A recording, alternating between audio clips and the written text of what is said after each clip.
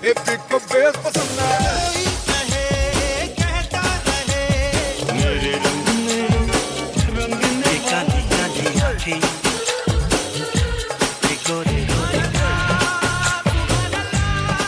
everybody, you're listening to the Khandaan podcast by the You Podcast team, a bi-weekly podcast revisiting the movies of Aamir Khan, Salman Khan and Shah Rukh Khan. Every show we pick a random year from 3 decades of collectively 300 films the Khans have done and let our listeners vote which movie we should talk about. So it's entirely up to you. Pick a team, make a vote, take us down nostalgia lane, punish us, or make us reassess a movie we dismissed. We love the Khans, most of us, sometimes. And we would love for you all to be part of our Khandaan, because when it comes to the Khans in Bollywood, nothing else really matters. I went to watch The Lion King, and it was very lukewarm, that movie.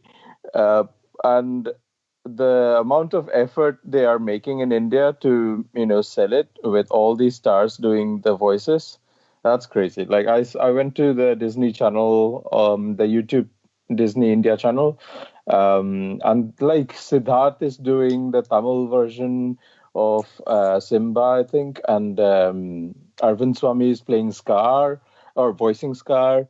For Hindi, Asrani is doing Zazu, and Sanjay Mishra is playing Pumbaa. It's crazy. Shreyas Talpade is doing Timon. Is it that much effort to get Asrani and Shreyas Talpade? like I don't know if it's that much effort, to be honest. Like, no disrespect to them, but and Arvind Swamy for Scar, isn't he like too nice of a fellow to do Scar? No, he's been doing some negative roles as well, right, Amrita?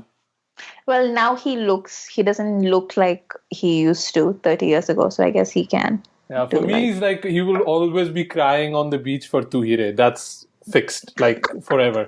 That's that particular shot of him is going to haunt him till he dies, I think.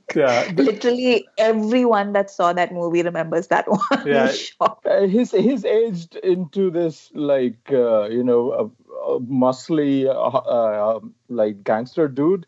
He did that Mani Ratnam movie last year, or was it this year? That was a big surprise for me. I read an article on First Post or something, and it was hilarious because they were talking about like how like Shah Rukh just plays Shah Rukh as Mufasa, but like how it's such a great move to get Aryan Khan to do Simba, because it's all about the Lion King giving his crown over, or like Simba inheriting the crown from his dad, which I thought was hilarious. मैं हूँ Simba, Mufasa का बेटा.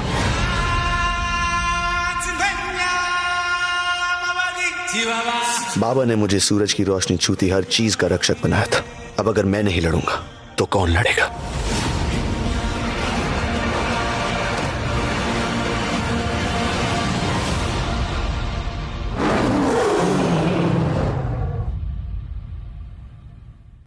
I kind of want to talk about that a little bit, actually. Like, how do you think that is going to happen? Like, the last launch of this level was Abhishek Bachchan, right?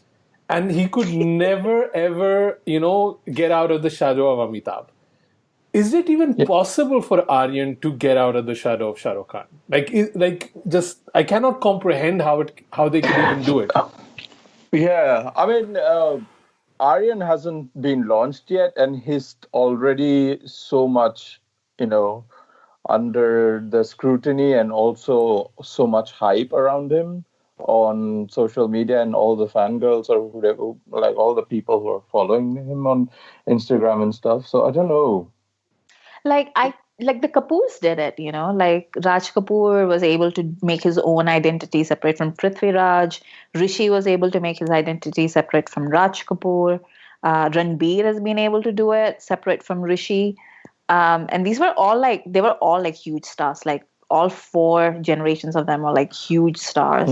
So they're like a whole dynasty. You kind of expect a Kapoor to be an actor, right? Like I feel this is slightly different. Like Amitabh was the king, right? And then Abhishek, and there was so much hype about Abhishek's launch. Like Refugee, they waited for a long time. He was making like appearances with long hair, and there was so much hype for Abhishek, and it panned out to nothing, right?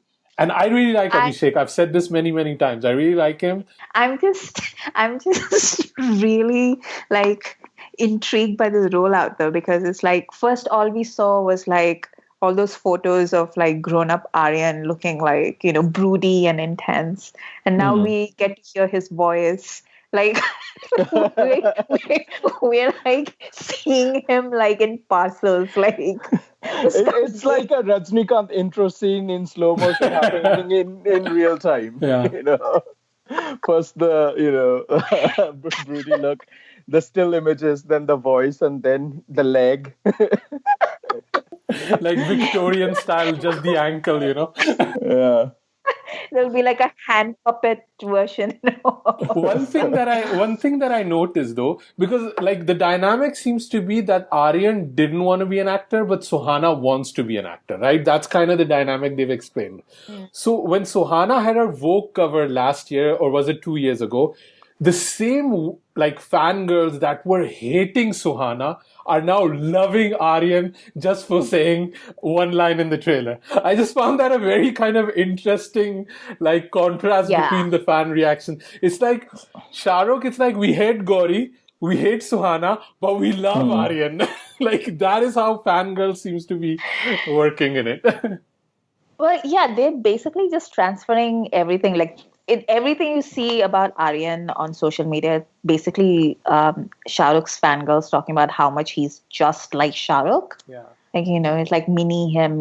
But also with Suhana, there's a lot of, frankly, like it's not, I wouldn't say it's racist, but it's colorist, basically. Yeah. Like, that's what it is, like, like, Kali hai, like, how does she get to be, like, she's not pretty because she's Kali, like, there's a lot of that stuff, like from hate, not just haters, but also like, like just people who are really involved in like stan culture. And I don't mean like our usual group of stans whom we follow on Twitter and we love and we laugh at all the time.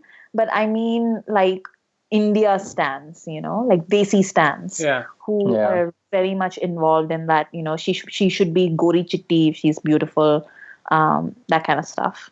That's so terrible, yeah. But I just found that dynamic so funny that just 20 seconds of Aryan was like, oh my God, it's Aryan. And when it was Sohana, it was like weeks on weeks of nepotism. Ye kya pehna hua hai? What is this dress? And what is this? Why does she look like that? She didn't do any effort. It was like weeks on weeks on weeks of hate. And I was like, wow, this is quite comparable to anything Gauri posts. It's like the same amount of hate people throw at her too. It's funny how like fan groups are taking ownership of Shah Rukh, and it almost feels like this younger Shah Rukh they feel is more attainable. Like they could get him like he's in their age group. It's just an interesting dynamic I found. Oh my God, can you imagine what the gossip is going to be like once like Sohana and Aryan start like living in Bombay and start dating, like especially within the industry? Karan Johar is gonna have like his mind blown. But he's already like putting in a strategy somewhere, right? Because there was that leak about Naya Panda strategy to get launched and how he orchestrated that she got into some college and then actually she never got into that college, like something like that, right? Amrita, I'm paraphrasing something, but it's correct. There's a semblance of correctitude, right? There's a seed of truth somewhere. Yeah.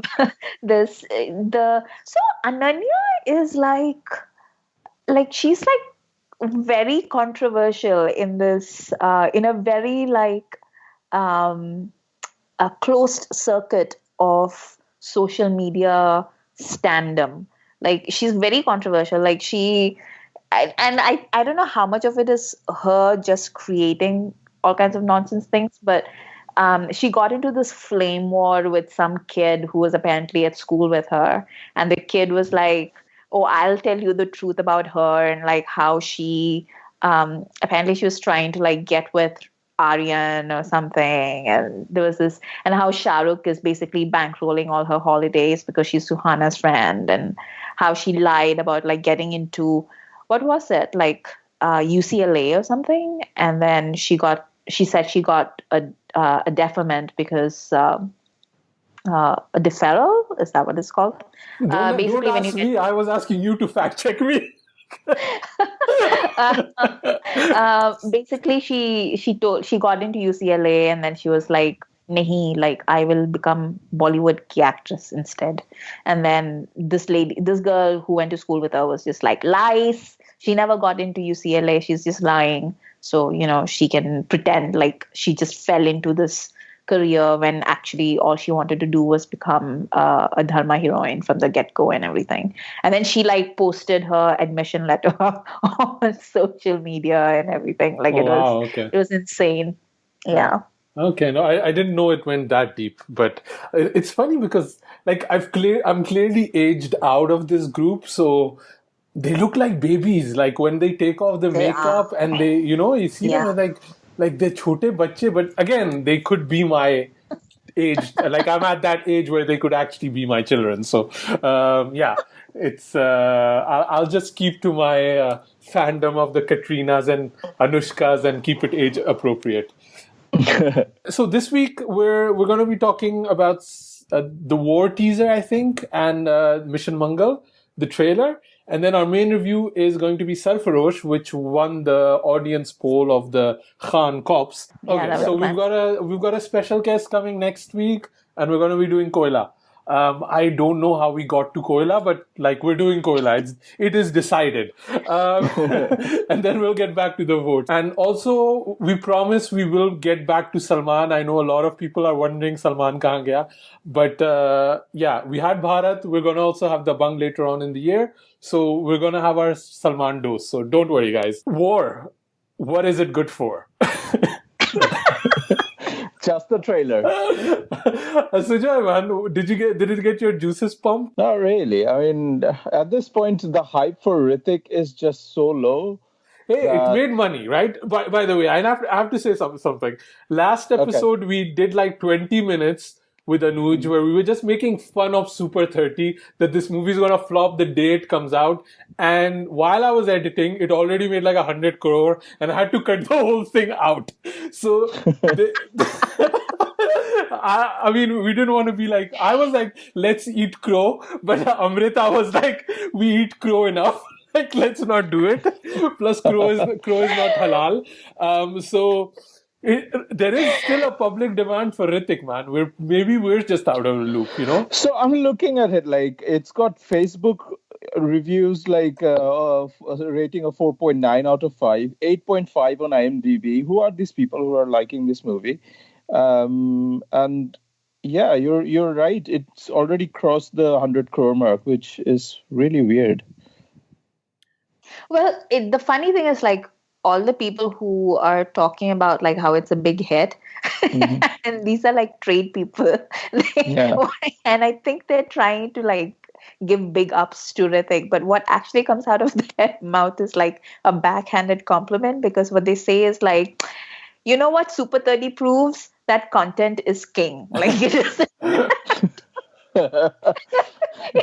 It doesn't matter what the buzz is. If the content is good, then people will watch. And I'm like, I know you think you're trying to pay Hrithik a compliment, but what you're basically saying is like, it doesn't matter if he's shit. Like at least the movie's good. So.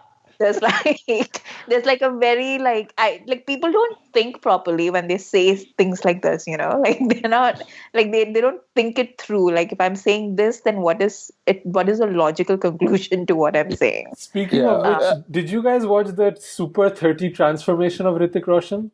Yeah, on Instagram he posted this. Yeah. The mustache thing, right? The mustache thing, but he's trying to do the Bihari accent in the mustache. He does it so hard that the mustache falls off. there's a much longer video on YouTube. I just saw it like a couple of hours ago, and it's how he trained for months to get the Bihari accent. So you were making fun of this. He's been working with voice coaches and like dialect and just speaking with everybody in Bihari. And that's what he got to? That's the result of it. But, wow. But what I wanted to like jump off what Amrita was saying, the video is hilarious because Hrithik has no sense of what he's saying. Basically, he's saying, to become a Bihari, I had to become uncouth. I had to start swearing. I had to leave all of my affectations of trying to be a Westerner and modernize. And I had to sit with my leg crooked. And like, I even had to talk gibberish because that's how you talk Bihari. I was like, dude, what are you saying? Like, how offensive is this for people? Yeah. But put on the bronzer. It was hilarious. It was a hilarious video, and I do not think it was intended the way it was meant. But war, I kind of feel this is their wheelhouse. Hrithik and Tiger together, this is the best that they could get, right? And I mean, we don't see much of the movie, but I'm more excited for this than for Super 30 or anything Tiger Shroff has done before. But I have zero confidence in the director Siddharth Anand. You know, his sort of track record hasn't been great, and if this is what they're trying to be, something like Hobbs and Shaw that is coming out next month, it's a big dare to compare Tiger Shroff, Hrithik Roshan to Jason Statham and The Rock, but I guess that's what they're trying to do, make a franchise out of it, possibly if this does well. But I just have zero confidence in them. I would definitely go to watch this, but am I hyped about it? No. The trailer looks sleek, I guess. That's all. It kind of has this really strong Tom and Jerry vibe to it. And I mean that as a compliment because I like Tom and Jerry. That actually made me want to see this movie more than I should make an edit of the trailer with the Tom and Jerry soundtrack. You should. I would totally retweet that. That was exactly what I was thinking. Like what you said, Sujoy, was exactly what I was thinking. Like in this age where you get everything dubbed and you have things like Hobbs and Shaw and Top Gun and I don't know how many people have seen the trailer for Hobbs and Shaw, but it is insane. Like every single new edition of the Fast and Furious franchise is insane. The action is insane. That's the whole point of those movies. And then Top Gun is coming, and Tom Cruise is going to bring it. You don't have to think twice. Like he's going to blow your mind. Tom Cruise is going to learn how to build a plane. Then he's going to learn how to fly it. Then he's going to learn how to stitch patches on a leather jacket. And then he's going to make the movie. That is exactly what Tom Cruise is going to do. He literally cast that movie with people based on how many of them could actually fly in one of those planes, because those planes are so hardcore that if a normal person, if you and me got into it, we'd be knocked out cold in 2 seconds. That's the kind of movie that Tom Cruise is making. So when you have something like that, and then obviously war is not going to be anything like that. Logically you can't, I don't expect it to get to anywhere near that level, but it's trying to do something that's really cool. But even within India, you have things like Saho coming out, for instance, which I'm very interested to see what they will do. But I don't know, I on paper, I like the idea of Hrithik and Tiger, although I haven't seen Tiger in anything. You've never seen a Tiger movie? Not full, no. I've seen clips of it, and I've been no thanks. So I don't know, maybe this will be a difference. I agree with Sujoy that I think the director is terrible. Siddharth Anand is a terrible director, and he comes from the ad world, I think. So he can cut a good trailer. I think I even tweeted it that the Bang Bang teaser looked amazing when it came out. Yeah, and the ticking time, right? Yeah, and see the end result. Cool. And it looks as slick as Bang Bang. So I really fear for what the end product will be. I just hope it's as good as Assassins with Antonio Banderas and Sylvester Stallone. That they could do. Nice. They can do maybe Hobbs and Shaw, but maybe they can do Assassins, right? That like when did that movie come out? 95. I mean, they could aim for a movie that came out in 95, right? That they could do. And I hope it works for Vani Kapoor because I like Vani. Is she the only female lead? Yeah. That shot of her in the teaser kind of reminded me of Kareena in Tushan. Yeah. Right? Right. Yeah. Like it the was... Chaliya Chaliya song. Yeah.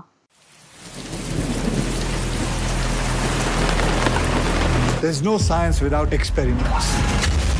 Experiment नहीं करेंगे तो हमें अपने आप को scientist कहने का कोई अधिकार नहीं.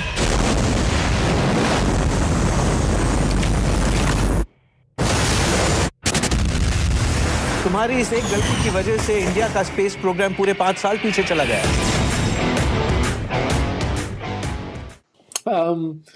Yeah, Mission Mangal. I think we talked about it a little bit last time, but we went quickly over it. None of us was impressed with the teaser. The trailer came out. Did it add anything for you, Amrita? Are you more impressed with it? Do you know more about how to fry puris? I cannot believe my f***ing eyes. They got Divya Balan. Vidya Balan. I mean, this is how upset I am. Did you say Divya Bharti? Is that what you said? Sorry, I didn't hear. They rode on a time machine and brought back Divya Bharti for this movie. I was like, wow. Akshay, when he wants to do something, he really can. He'll bring people back from the dead. Yeah. No, like they got her and then they made her like it's clearly some sort of professional thing where Akshay is just Akshay's in the trailer from like the get-go. Like it's his voiceover. He's being like, all the women are like, sir to Akshay.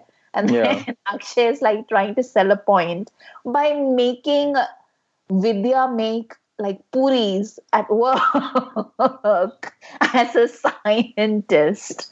And then at the very end of the trailer, he hangs back and lets all the women walk in front of him. Just like, what are you doing?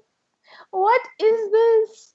Oh my God. I think on Twitter, somebody even like, I don't know who it was, but said they hadn't even figured out that the women were scientists. Like they didn't, like from the trailer, they couldn't figure it out that the women were actually the scientists. So it's quite hilarious.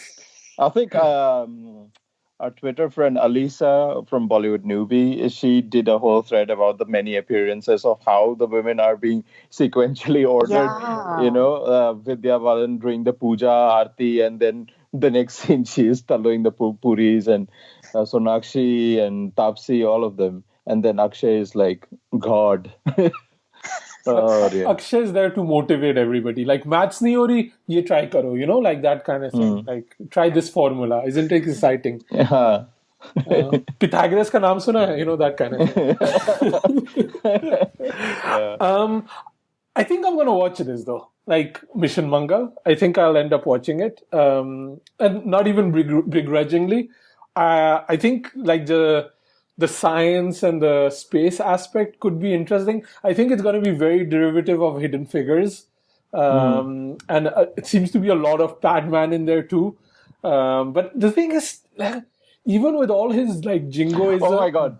Is Akshay going to be like passing them a sanitary pad during this movie?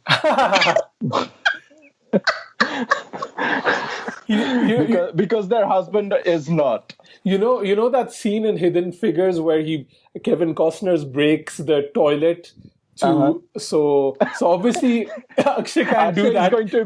Akshay is going to build one. He's gonna build a toilet, and then he's gonna put like a machine for pads in it. Like he's gonna get them both in one movie. That's what's gonna happen. Yeah. But I don't know. I'm kind of still excited. Like the thing is with Akshay, like with all of his jingoism and all of his like half-assed moralizing, I still kind of like the guy. Like I don't know what it is. Like he's one of the four, you know. I need to watch Akshay movies. Not in theaters necessarily, but I end up watching them. I watched Kesari. So this is an improvement for sure, right? So I can take his misogyny with good intentions. Like, let's call it that way. I don't know what it is. But yeah, I think, I'm looking forward. And also, like, I'm looking forward to seeing Vidya back on screen again. If it was Vidya Bharti, I would be even more excited, but it's not. I don't know. I kind of like this. Sonakshi is so modern. She has live-in relationships. Sonakshi, you know. I don't know. I'm kind Who is the director of Mission Mangal, by the way? Oh, I don't. Everything fades away when Akshay is on the poster. So I'm on his Jagan Shakti's IMDb page, and he's been an assistant director on Padman and Akira, Shamita, Holiday. So I think he's been working with Akshay for a while with being AD on the movie. So maybe that's where it comes from. Let's move on. I think we can go to our main review, right? Pretty much. Yeah. Hindustan में जो कोई भी खुश नहीं है उसकी इसी तरह मदद करते रहो उनको फोकट के हथियार और पैसे की आदत डाल दो रातों रात किसी को घर से बेघर कर देना ये गुनाह है मैं अपने मुल्क को अपना घर समझता हूं और अपना घर बचाने के लिए मुझे किसी सलीम की जरूरत नहीं है मुंबई में एसीपी राठौड़ के सामने हाजिरी वरना हमें दिख गया वो उड़ा देंगे मेरी बात सुनिए सर फिर कभी किसी सलीम से मत कहना ये मुल्क उसका घर नहीं So I've got a first question for you too. How would you describe the word Sarfarosh to like a non-Hindi speaking person or a non-Urdu speaking? It's an Urdu word, right? Sarfarosh. Martyrdom, maybe? Like unbridled or unstoppable. Isn't it more like that? Like not necessarily somebody that dies, but somebody who can like give up everything to a cause? I don't know. Very, very, very violently or vigorously passionate about something, I guess. Google says it's fervor. Oh, okay. Yeah, that makes sense. Directed by John Matthew Matthan. Mm-hmm. It came out 20 years ago, actually. Wow.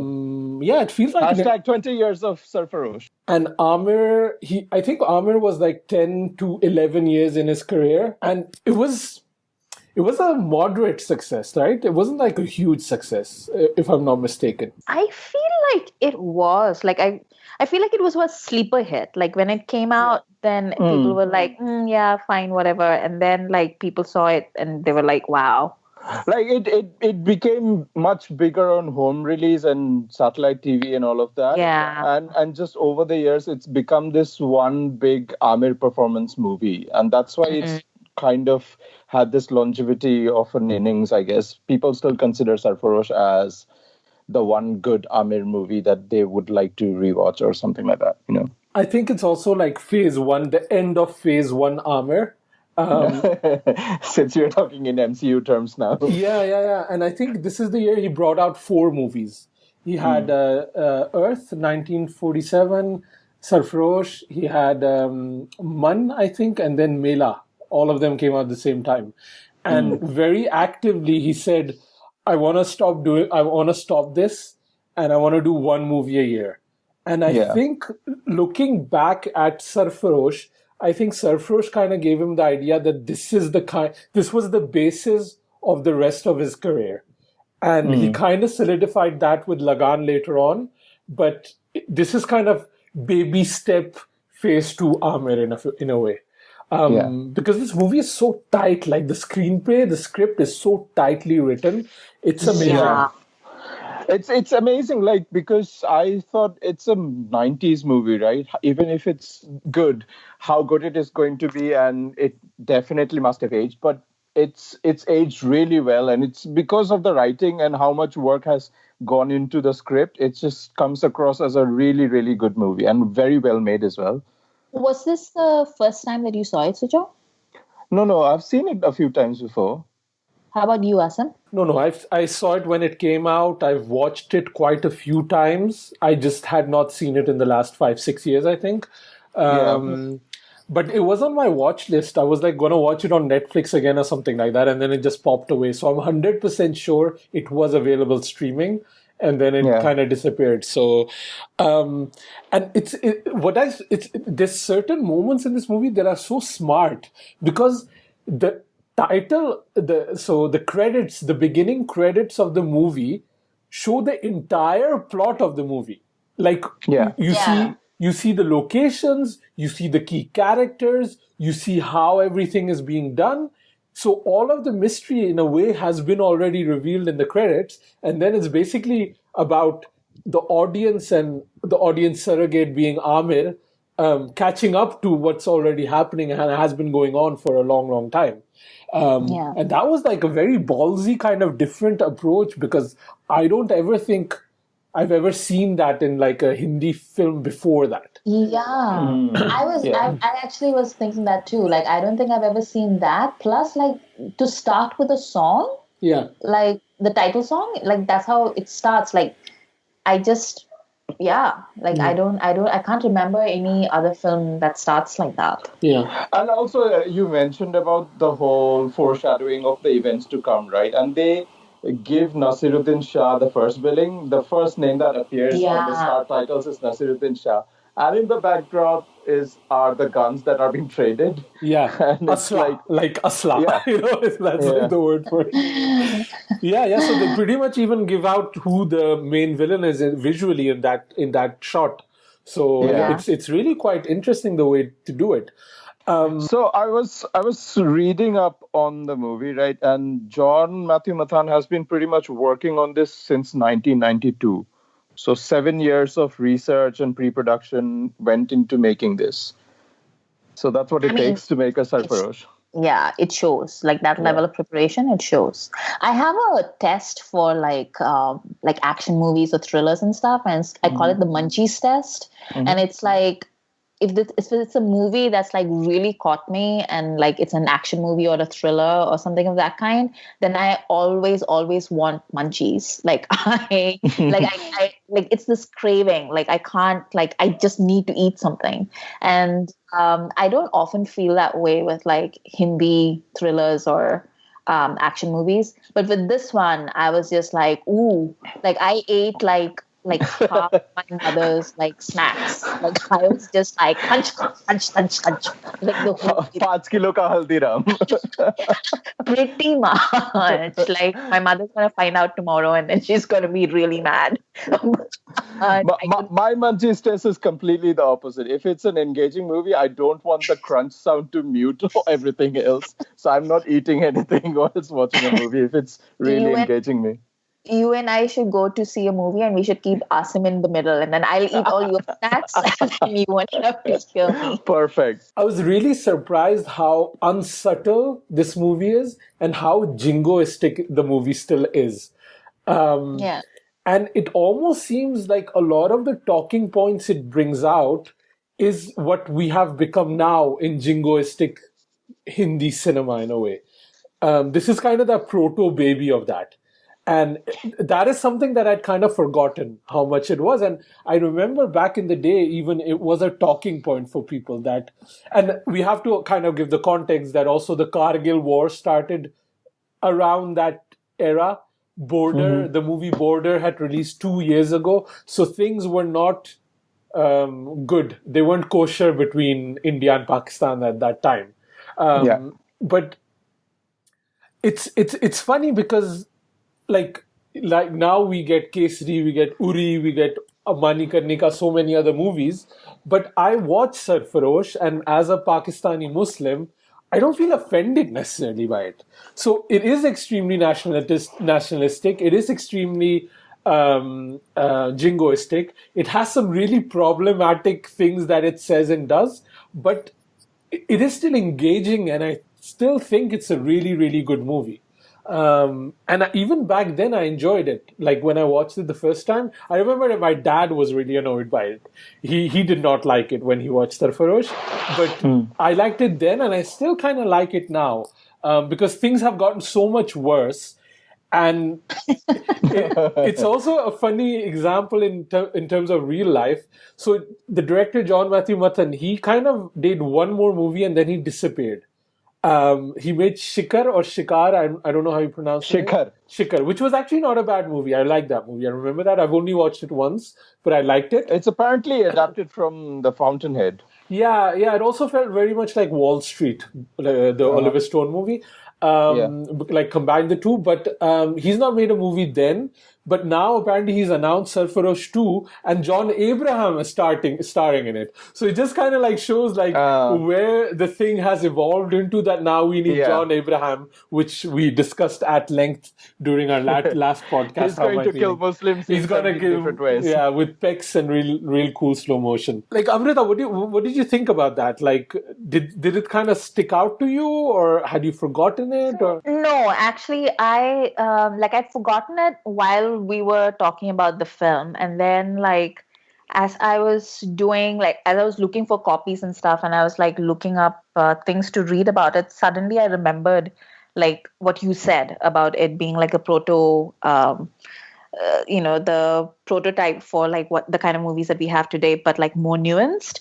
Like I remember that, and then I know that you've been having like a tough time, and I was just like, oh no, like, I completely forgot. Like Asim is trying to get like a summer break, and then now we're going to make him watch Sarfarosh. But I think like what this movie does, and I think that might be why you didn't have such a tough time with it, is because it has that whole like Pakistani element to it, but it doesn't concentrate on Pakistan. Like throughout the movie, like even if they're saying like, you have that Pakistani general, and like you have Beg, and you have all those people. Like Beg shows up in like the last third of the movie. But until then, like nobody's really talking about Pakistan like that. Everything is like internal, like everything, like the whole action, like from Aamir's point of view, he doesn't know all the how all the clues add up. So he's still going, and he's like, and all his focus and all his energies are focused on things that are happening in India and on Indians. I think there's even the line that, if we have people like Mirchi Seth and Viran, why do we need to even get involved? I think the Pakistani general says that or something like that. Yeah. And actually, that's also the reason why I wanted to go in first and let you guys know that I didn't feel bad after watching this movie, because I do think it is something that I kind of wanted to say how the rest of the podcast would go. Well, that's another thing that I made. Like I was making notes about it. Like this movie does a really good job of like saying like two things at once. Like it talks about like and it kind of pissed me off. Like that first scene that we have with the Pakistanis, where like the general asks like, what is like Viren's problem or whatever, and he says, Beg says, oh, he doesn't have any problem, we created it. And I was actually kind of pissed by it, because Adivasis in India actually do have their own problems. And there are legitimate reasons for them to take up arms. And they're not taking up arms to like rob people, as we see in this movie. Like that first sequence, which is, by the way, harrowing. Wow. So that pissed me off. But wait, where was I headed with this?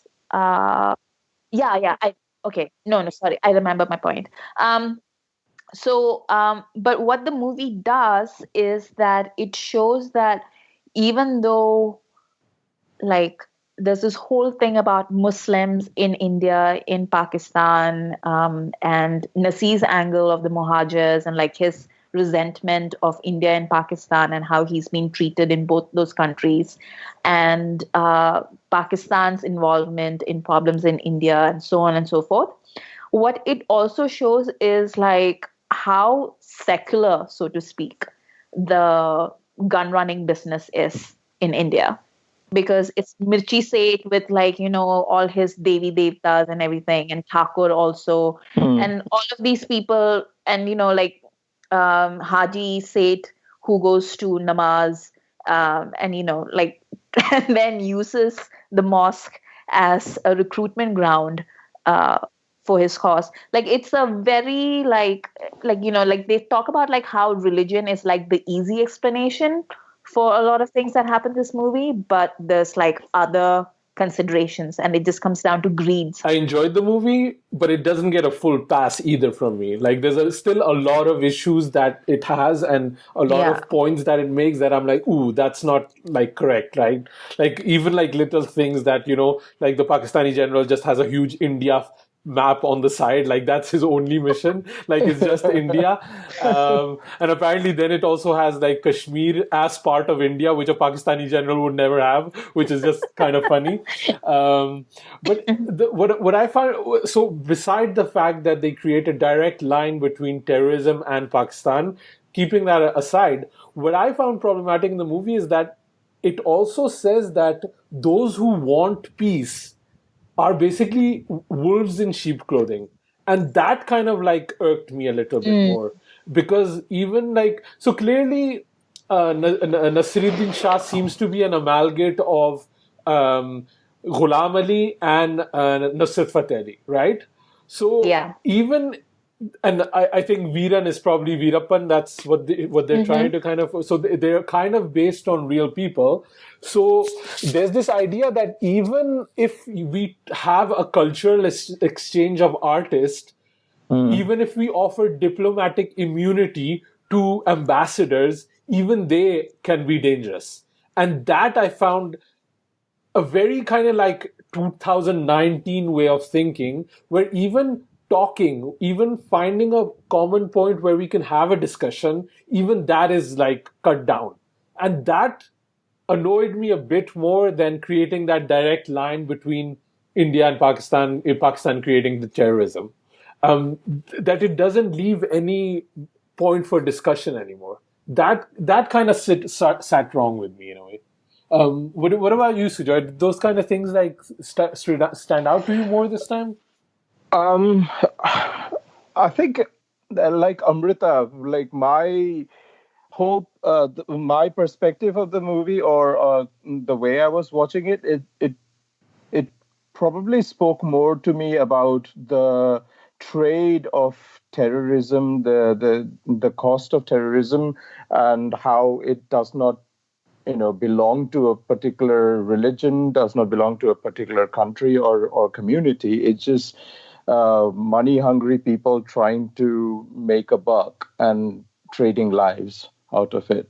That was more how I saw it, rather than this particular, the Pakistan generals are plotting against India, and India is trying to save itself, but then it's got its own evils strewn across everywhere.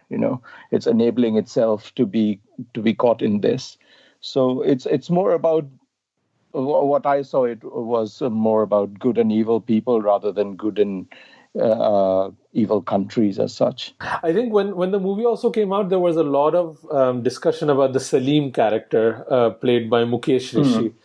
And what I found interesting is, obviously he's playing the magical Muslim in this movie. The one only good Muslim, I think, in the movie, as much as I remember. Yeah, I think so. And he's the one character that is speaking for all of the Muslims in India. So he's talking about not finding acceptance, but then also getting shamed by Aamir. He's actually using his disabled dad and his beva bhabi to shame Mukesh Rishi or Salim, because he said that I'm being oppressed in this country, which was again one of those things dude, seriously? Yeah. I really liked Salim. Salim, Ajay Singh Rathod is basically an ass for about a good 50% of the time. Yeah. And I really enjoyed the scene where he goes up to Salim and goes like, no, like I want you to work with me. Like I studied under you, and he immediately goes like, don't you fucking dare say that you studied under me, because I didn't teach you to like, become a bigot. So if you're gonna act like one, don't go around saying that I taught you to be one. He didn't act like the bigot though. It was his superior though, right? Like, but I get the sentiment. Like, it's that whole thing of like, if you won't stand up for other people when the need is warranted, then you can't go around saying, well, it wasn't me, it was like the other guy, because like, what did you do then? You didn't do anything. And also he benefits from the privilege he has, right? So again, these conversations 20 years ago didn't even exist, that idea of privilege. Exactly. It didn't like, it wasn't like part of the conversation, but so it's very interesting. But I also thought it was interesting that he also says to Salim that he kind of admits that he was in the wrong, which is something that, classical action hero doesn't do, This is not a classical action hero movie to begin with, because Aamir definitely, he gets hit, he gets injured, he gets, he's got a plaster. He's doing heroic things in his own mortal existence, but he's not a classic action hero. That's the subversion of the genre that is lovely about Sarfarosh. What did you guys... Oh, sorry, I was gonna... What I also really liked about this movie is how pan-Indian it was. Like, they really go to these different areas. So they're, in where Veeran is, that's, what do you call that area? Andhra Pradesh? Is that what it is? Andhra Pradesh. Oh, Andhra Pradesh, yeah. Then, and then in Delhi, then in Mumbai, then they're in, in Rajasthan. And it all felt very different. It felt like every space had its own identity. And I really kind of appreciate it, because that's this thing that a lot of time, like I mentioned when we were reviewing Ahsoka or we were doing Bahubali even, that a lot of times I don't understand where everything is, where these different areas are, which kingdom is where.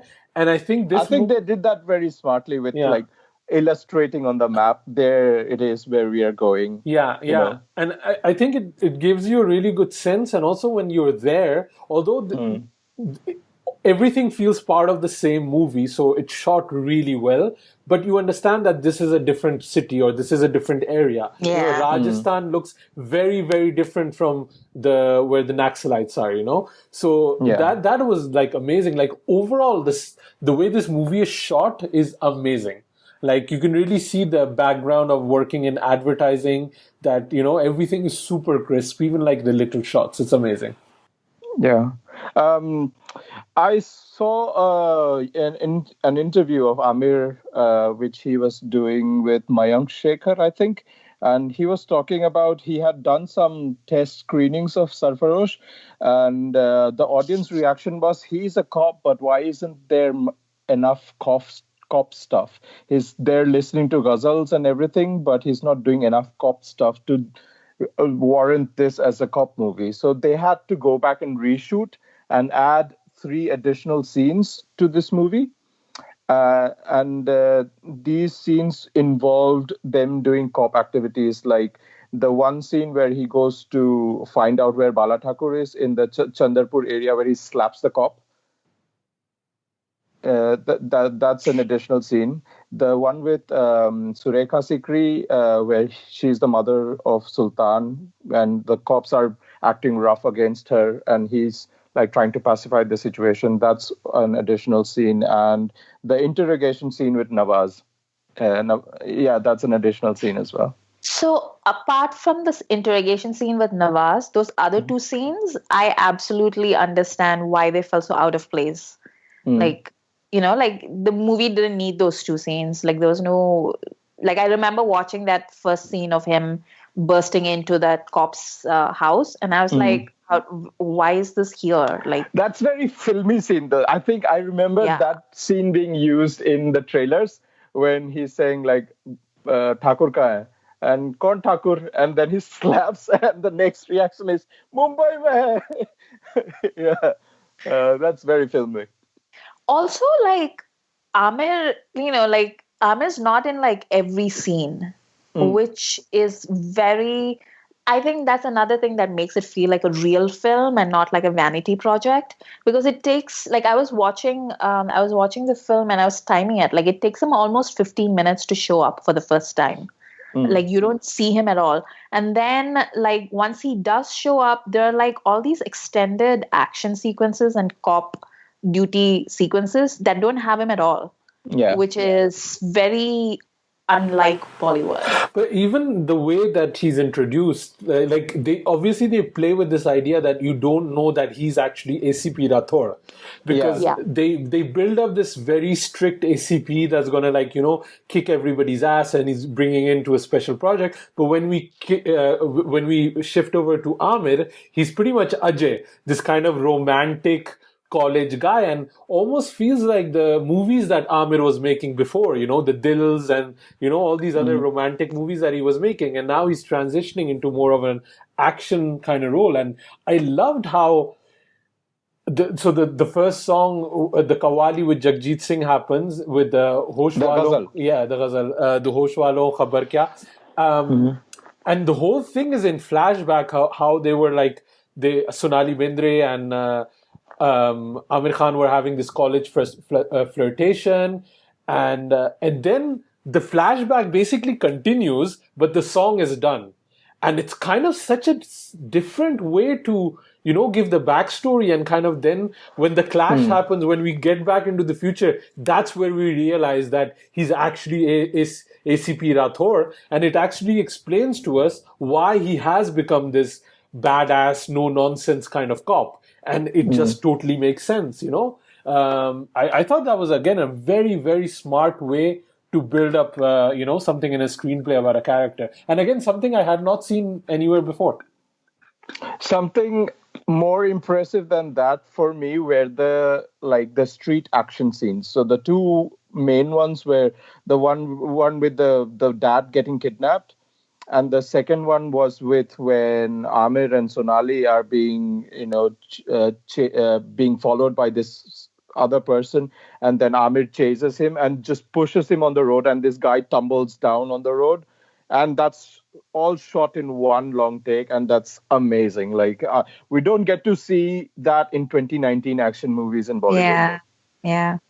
And that's the actual streets of Bombay too. Yeah. And also the action is always grounded. It's never like over the top either, you know, like the punches, like sometimes they'll miss. There doesn't seem to be like action choreography or anything over the top. Even like the chase scene you're mentioning, he just kind of like pushes him and he stumbles, and then he just starts knocking him about. And it doesn't go perfectly, you know, shirts are going up and you're seeing bellies and stuff like that. Like a real fight would be, I imagine, you know. So it's really, and like Aamir is really sweaty at the end too, which I'm sure Amrita appreciated. There's a lot of wet Aamir in this movie, right?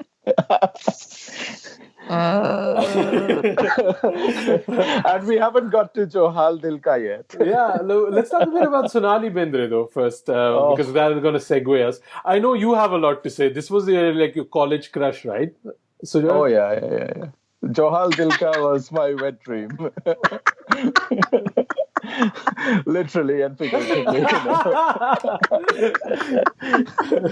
Oh man. Sonali was such a treat to watch her. Like, she's playing the non-annoying version of Basanti, and she's also enabling the plot progress, but without being an annoying, you know, character or not. Without being a character that doesn't matter at all. You know, she does matter to the whole situation. I thought so. And she's lovely to watch. Like, the flashback and the Hoshvalon ko khabar kya, that whole sequence is amazing. She's, but I have one question, Amrita and Asim. In Hoshvalon, right, she has this extra amount of garment all the time. Like, what's up with that?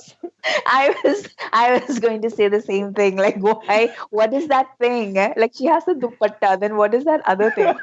Exactly.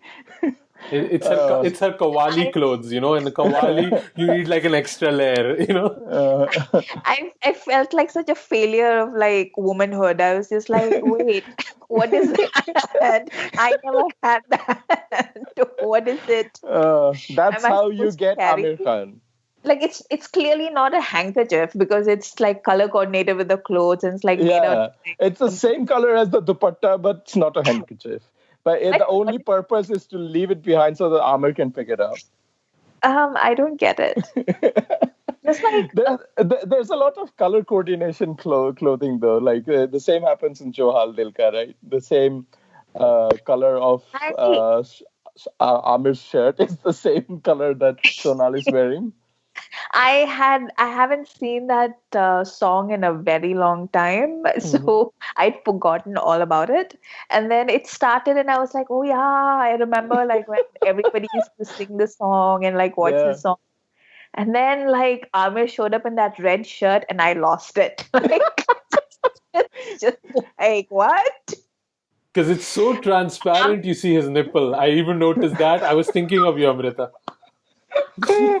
But Aamir's actually quite muscly in this, right? He is, like, yeah. Especially like in that dhaba fight scene, like I think he really like kind of like pumped up before he started doing, and it looks good. I think he looks like like not like a bodybuilder, but like somebody who trains. I think it was kind of a good balance. Not Gajini, but yeah.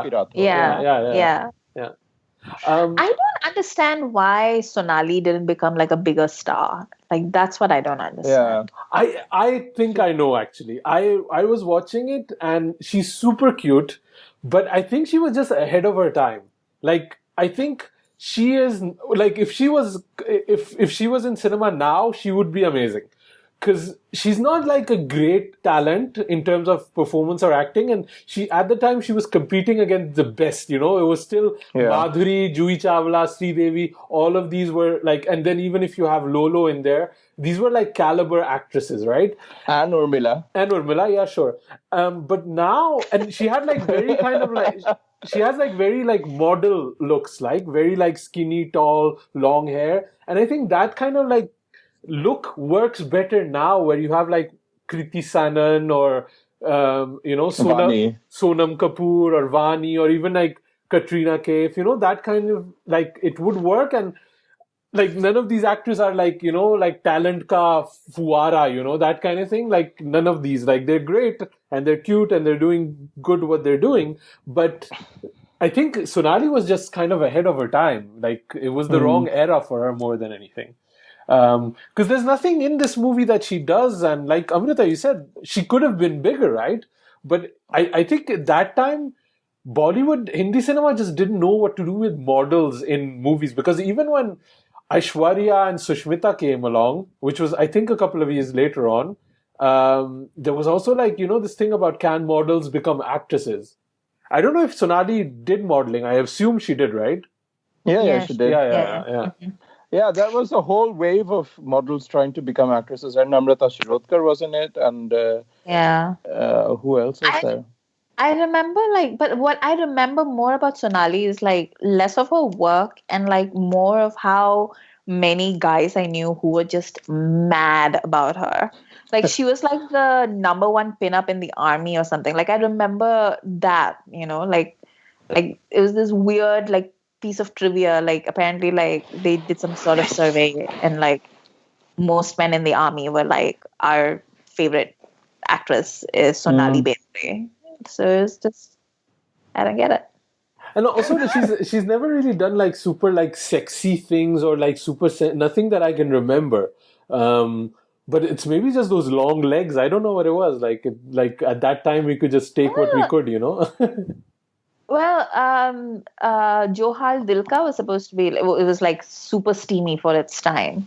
I mean, from 2019, we're looking at it and we're like, oh, like, this is PG-13. Yeah, I would be embarrassed to watch this with my parents in 1999.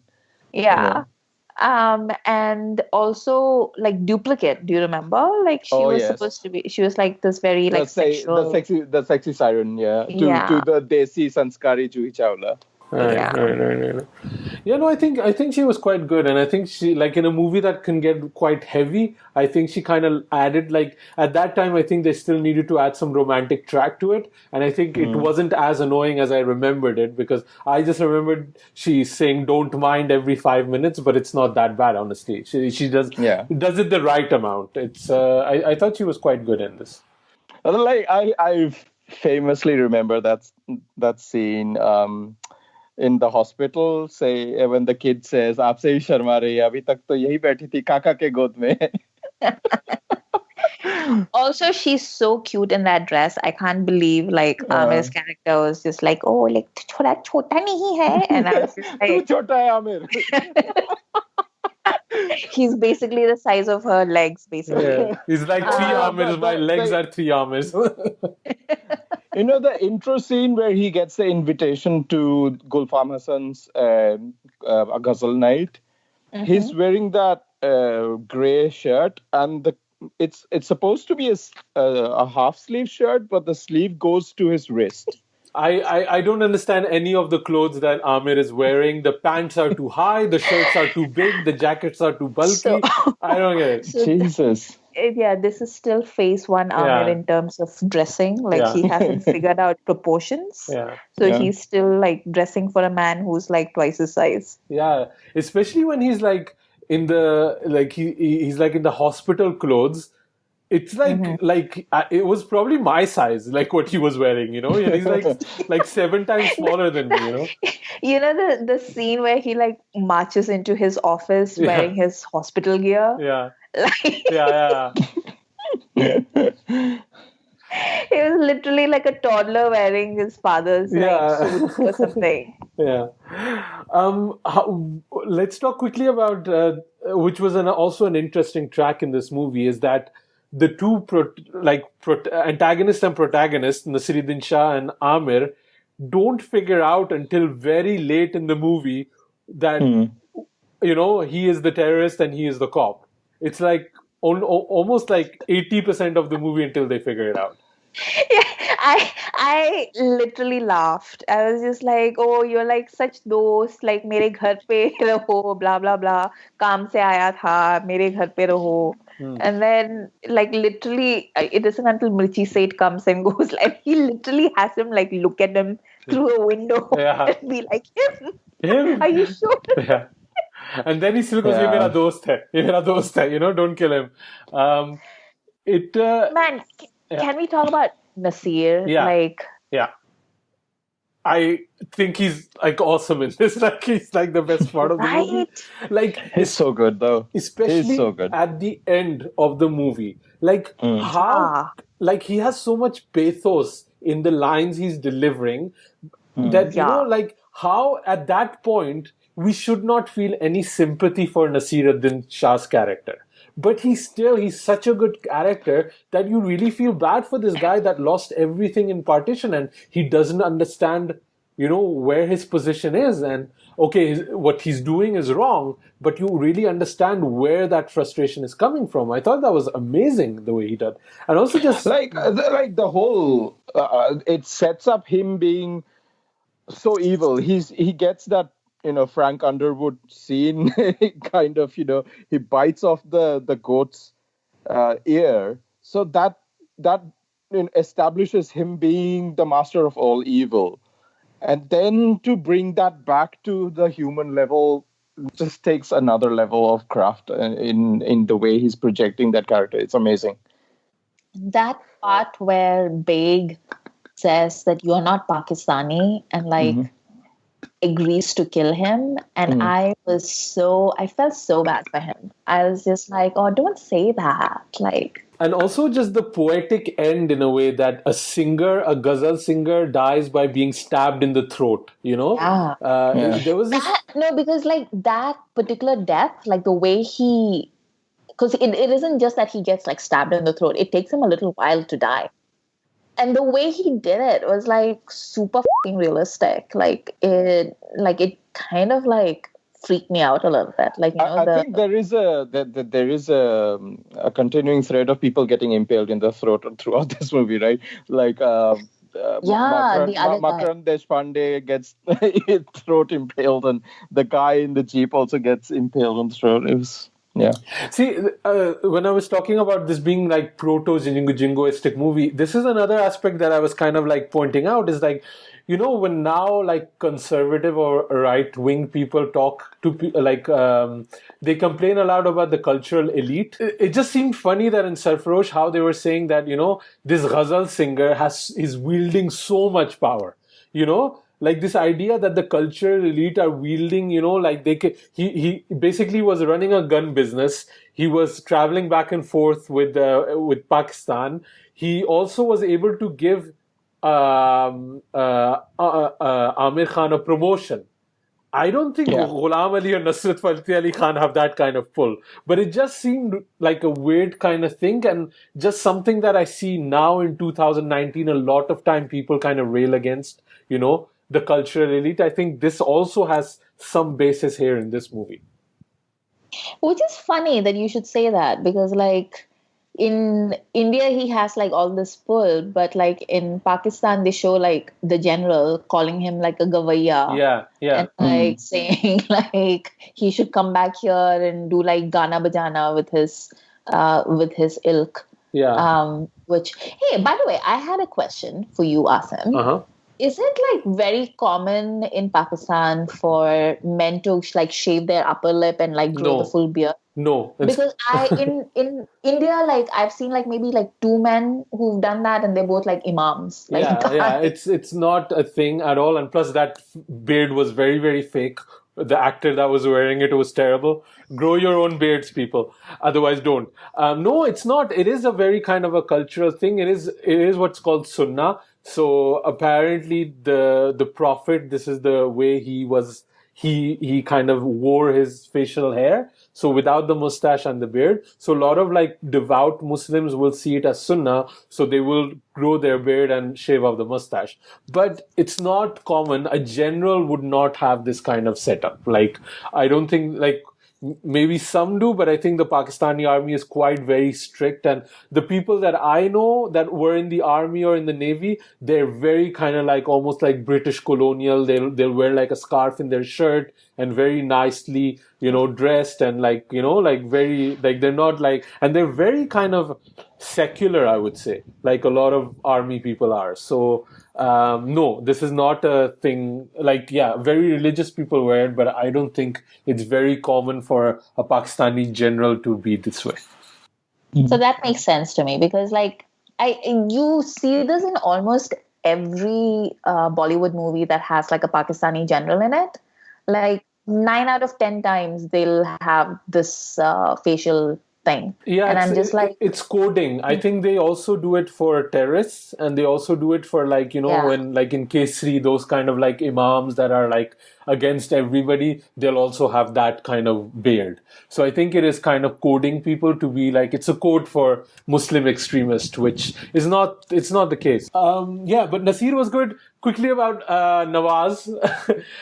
I read or heard somewhere like, you know, like Nawaz was saying that, you know, like Aamir didn't remember that they'd worked together in this film. And I saw him in this and I was just like, yeah, I understand why. Because Nawaz in like the 2000 teens is like very different from the Nawaz that you see in this movie. I mean, he could have been typecast his entire career as a Gharib Charsi, basically. Like that could have been Nawazuddin. But it's so impressive. Like he's really good in this scene though.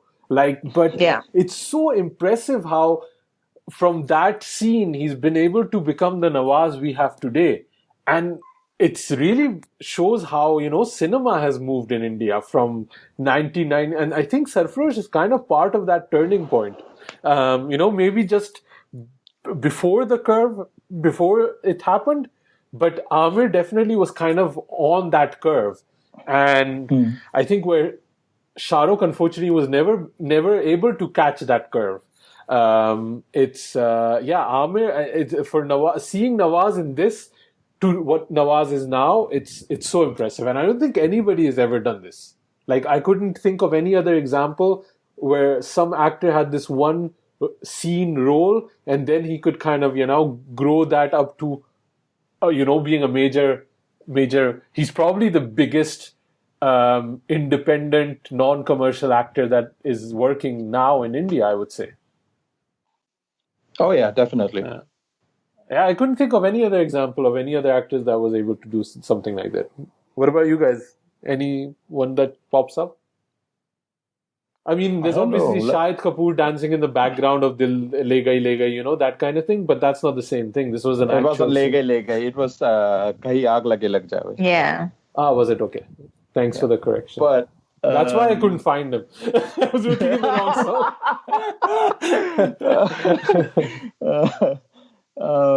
No, I can't think of anybody else who's made it. Like the guy who was playing Aasmaan Mein Tadadaun, he had a bigger role than Nawaz, and he's nowhere to be found. Yeah, that could have been a perfect Nawaz role. Like Nawaz would just kick that one out of the...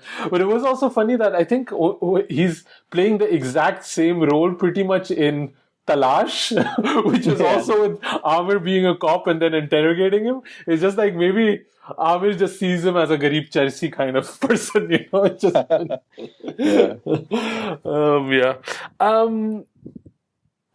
Soundtrack. Yeah, soundtrack. That's what I was gonna we've spoken a bit about it. It's a pretty good soundtrack, I would say. Like all of the songs are really good. Even the first track with Sonu Nigam, I was like Sonu Nigam, and then also Roop Kumar Rathore, right? Yeah. It was just like, wow, I hadn't heard his voice in so long. It felt very refreshing, although he just gets the kind of like additional, like Sonu gets the main chunk of that song, but it was just nice to hear those. I think Sandeh Se Aate Hain was the last time they sang together, right? Okay. So Joy, what was your favorite song on this soundtrack? I think Is Deewane Ladke Ko is like really fun. Yeah, it's so much fun to listen to that song. And Aamir doing the Shairi bit and Alka Yagnik. I mean, I like Johal Dilka for different reasons, but it's also a very great track. So my favorite is Hoshvalon. Hoshvalon, yes. Yeah. Which is like, or as Asim would say, the soundtrack to an art film in the 80s. But actually, I wrote down a Qawwali music video from the 90s. That's what I wrote down. But like I have a problem with Hoshvalon, and that is that Nasir playbacking to Jagjit Singh, it just doesn't fit. It doesn't work. I'm glad that they cut away from that quickly. Even when he's doing Riyaz, it doesn't look right. Like Nasir's. And he's doing minimum effort to like lip sync. He doesn't give a shit. Yeah. So I'm glad that they focused most of that song with the flashback, and that's my only nit to pick. But my favorite is Deewane Ladke Ko. Amrita, you were saying something about Hoshvalon? Oh, just that I still listen to it. Like I have it on my phone. I listen to it. But this is like apparently one of his best Qawwalis, right? Or is it Qawwali? What do we call it? Ghazal, sorry. I don't know if that's true or not. Not true. Not true? Okay. No. But yeah, it was very popular. I wanna let Amrita come back when she's done laughing. What do you say, Amrita? What is making you laugh? No, I just love your burger chop moments. Like it's one of my favorites. That I don't know the difference between Qawwali and Ghazals. I'm still laughing over the fact that you like Asim sent us a link of like Coke Studio or something. It was Ranjishi Sahi, and he was just like, "This sounds like an art film. What are they doing these days in Coke Studio, Pakistan?" The image I had when I sent you that link, it's it's very specific. In Kapoor and Sons, when the dad is having an affair with some auntie, I was just thinking this is probably the song that they put on when they're having their old people lovemaking. It was super specific. That's what I was actually thinking of when I sent it to you. Oh, dear. So I was laughing on like a couple of levels for that. One was like because like you are a burger chap, but the other one was also because like Ranjishi Sahi is actually like the kind of song that these aunties who've learned Shastriya Sangeet would sing at like Diwali parties in Delhi. Like nobody else would be interested, but they'd be like sitting in one corner, like singing something like that, and like every once in a while, like some drunk uncle would stop and go like wah wah, and then just basically go away. So yeah, Oh, it's an old song. It was a known song. I didn't even know that. I didn't know this was like. I know. You Yeah, I didn't. have no clue. Okay. We never had the singing at our parties. We had like this Punjabi comedy shairi that they used to do, and it would just embarrass everybody that was non-Punjabi. It was just Oh yeah. What is this called? Tipri or something? yeah, I right? don't know What is it called? what it's called, but it was very, very embarrassing for the rest of the Mohajir population in the party. So it was only the two Punjabis having fun with it, which is always fun. Punjabis are like French people in that way. You get two together and then they switch to Punjabi. They don't care which other language is being spoken. It's the same with French people, you know. I know out of personal experience, obviously. By the way, my favorite was also Is Dewane Ladke Ko. I thought like thing was super cute in it, Sonali Bendre. Any final? I feel like when we talk Aamir movies, our energy goes down. Like I don't know what it is. I think we're kind of like done. Anything else we want to add about Sarfarosh? It's still an amazing movie. I think it's Did really good. we Yeah. did we really discuss Aamir? Because I feel like we didn't really discuss his performance. Like, we Like talked we about discussed his wet nipples. yes, We talked discussed how loose his clothing was Yeah. and how well built he was, but not Gajini built. Yeah. You know. I mean, the thing is, like, it's hard because I like Aamir, you know. I think he's always great in the movie, and I think when he's... you always say this about Aamir And then I without make- any proof whatsoever. This is like a movie I really, really like him in, for example, and this is not a movie I should like, you know. So, and I think the thing is with Aamir, it's not always just his performance, but the kind of project and the kind of whole movie he pulls together. And, you know, like it makes me watch every of his movie. And I think he does a great job. I think when he's doing the ACP Rathore thing, he is tough as nails. And when he's playing that romantic chocolate Ajay in the college thing, I think he sells that part too. And I also really like that the anger that he has, you know, that like it's not coming just from some sense of nationalism, you know, it is like fired from that sense of revenge and what happened with his father and his brother, and he will never be able to catch these people that actually did that, you know. And that frustration of being that college boy and not really a man yet, and you can't defend your family, you can't defend the people that you love. You know, it enrages you, and in a way, it's cool because he is becoming a cop and he's trying to use that in a positive way. But the moments where that rage comes out again, especially when he's getting beat up the second time in front of his family, which was again a very horrific scene that could have gone really, really badly for him. I thought he did amazing in those sequences. Yeah. Yeah. Yeah. Amrita, that's good. That's good for another 40 episodes. You realize you did like your version of like with content is king. Oh God. Like the entire movie is amazing. Amrita, there's no pleasing you. One day I will meet an Aamir fan who's like, like full throated like Aamir fan, and then I'll be like, yes, this one exists. But that day is not today. That day is not. And that fan is not Asim. Oh God.